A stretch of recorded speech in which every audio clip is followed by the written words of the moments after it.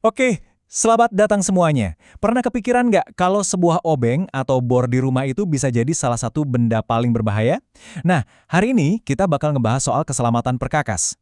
Topik ini sering banget diremehin, padahal bisa nyelamatin kita dari cedera yang serius loh. Nggak peduli kalian itu profesional di proyek bangunan atau cuma sekedar hobi di akhir pekan, ngerti risikonya itu kunci utamanya. Coba deh, pikirin pertanyaan ini sebentar. Saya bukan lagi ngomongin soal harga di toko ya, tapi soal biaya yang jauh-jauh lebih mahal. Biaya dari sebuah kecelakaan yang sebetulnya bisa banget kita hindari. Dan ini bukan sekedar nakut-nakutin loh. Statistik dan data itu ngebuktiin kalau cara kita pakai atau salah pakai, perkakas itu jadi masalah serius yang harus kita hadapi bareng-bareng. Oke, sekarang ayo kita selami lebih dalam lagi.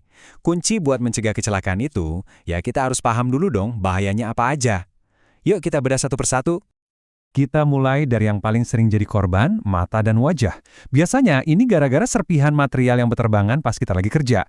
Dan serius deh, kejadiannya itu jauh lebih sering dari yang kalian bayangin. Lihat deh angka ini, 2000. Ini bukan angka sembarangan, itu adalah perkiraan jumlah cedera mata yang terjadi setiap hari di tempat kerja. Dan itu baru di Amerika Serikat aja loh. Coba deh bayangin, setiap hari ada 2000 orang yang terancam kehilangan penglihatannya cuma gara-gara kerja. Tapi, nah ini bagian paling pentingnya, hampir semua cedera ini tuh sebenarnya bisa banget dihindari. Penyebabnya jelas, solusinya juga simpel banget. Hampir 70% kasus itu bisa dicegah cuma dengan satu langkah sederhana, pakai pelindung yang benar. Nah, yang menarik di sini adalah perbandingannya. Selain cedera mata, ada dua biang keladi utama lainnya.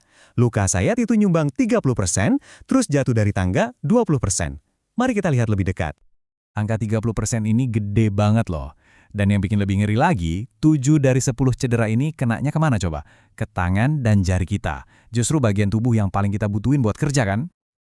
Eits, tapi bahayanya nggak berhenti di situ aja. Kita juga masih harus waspada sama risiko kesetrum yang bisa fatal, cedera punggung gara-gara gerakan yang itu-itu aja, sampai masalah pernapasan serius karena kita ngirup debu-debu berbahaya kayak silika.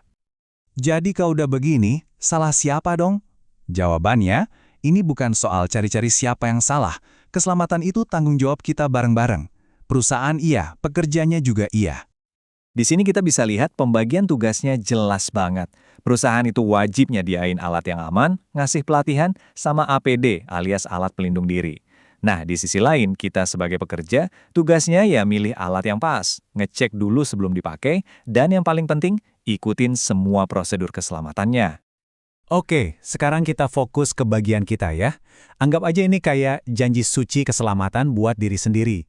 Setiap kali mau kerja, 5 poin ini harusnya udah jadi refleks otomatis, bukan cuma daftar yang dibaca doang. Justru kebiasaan-kebiasaan kecil kayak ginilah yang ngebangun budaya aman dan ngelindungin kita setiap hari. Biar gampang diingat, gimana kalau semua aturan tadi kita sederhanain jadi rencana 3 langkah yang praktis. Ini bisa kalian terapkan di setiap pekerjaan, tanpa terkecuali. Rencananya simpel banget. Pertama, tahap sebelum mulai. Di sini persiapan itu nomor 1. Pakai APD, cek alatnya. Kedua, pas lagi kerja. Intinya fokus dan waspada. Biarin alatnya yang kerja, jangan dipaksa. Dan terakhir, tahap setelah selesai. Beresin kerjaan dengan aman, cabut colokan, bersihin area kerja. 3 langkah doang, tapi dampaknya luar biasa buat mencegah kecelakaan. Oke, kita udah ngomongin soal alat fisik, soal prosedur. Tapi, gimana kalau ternyata alat keselamatan yang paling ampuh itu justru bukan sesuatu yang bisa kita pegang? Coba deh, saya mau kalian benar-benar mikirin ini. Apa alat yang paling ampuh? Sarung tangan, kacamata, helm? Ya, semua itu penting banget. Tapi bukan itu yang nomor 1. Jawabannya mungkin bakal bikin kalian kaget, karena ini bahkan bukan barang fisik. 82%. Coba, biarin angka ini meresap dulu sebentar. Gede banget kan? Ini bukan persentase cedera, justru sebaliknya. Ini adalah persentase harapan. Angka yang nunjukin betapa besarnya kekuatan kita buat mencegah celaka. Jadi, apa sih sebetulnya arti angka ini? Nah, ini dia jawabannya.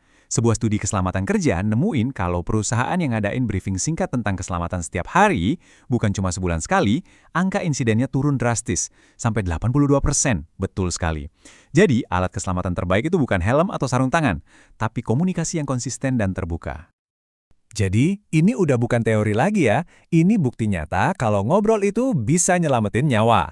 Kalau komunikasi harian aja bisa mencegah 4 dari 5 cedera, pertanyaannya sekarang buat kita semua adalah, topik keselamatan apa yang bakal kalian obrolin sama tim kalian besok? Yuk mulai percakapannya, keselamatan kita dan rekan kerja kita bergantung pada hal itu.